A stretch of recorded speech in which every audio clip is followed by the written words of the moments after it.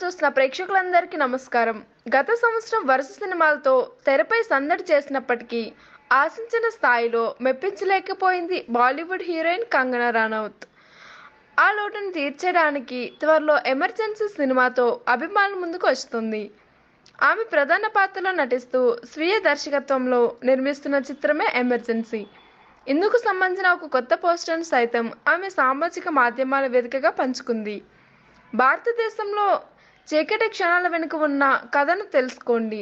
చరిత్రతో ఎక్కువ భయపెట్టిన ప్రధానమంత్రిని జూన్ 14 థియేటర్స్లో చూడండి అంటూ వ్యాఖ్యలు జోడించింది.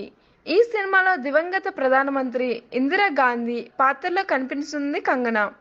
ఇదిలా ఉండగా ఆమె తాజాగా చేసిన మరొక పోస్ట్ నెట్టింట ఆసక్తికర చర్చకు దారితీస్తుంది.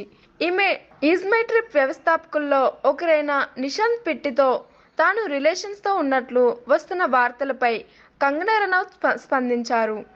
అవన్నీ వదంతులు మాత్రమే అని కొట్టిపారేశారు. దయచేసి అసత్యం ప్రచారం చేయకండి. ఇది నా విన్నపం. విశాంత్కి పెళ్ళయింది. ఆయన వైవాహిక జీవితం సంతోషంగా ఉంది. నేను వేరే వ్యక్తితో డేటింగ్లో ఉన్నా. సరైన సమయం కోసం ఎదురు చూడండి. దయచేసి మమ్మల్ని ఇబ్బంది పెట్టకండి. ఇద్దరు వ్యక్తులు కలిసి దిగిన ఫోటోలు దిగినంత మాత్రాన వారి గురించి ఇలా మాట్లాడడం సబబు కాదు. మళ్ళీ ఇలా చేయొద్దు అని ఆమె కోరారు.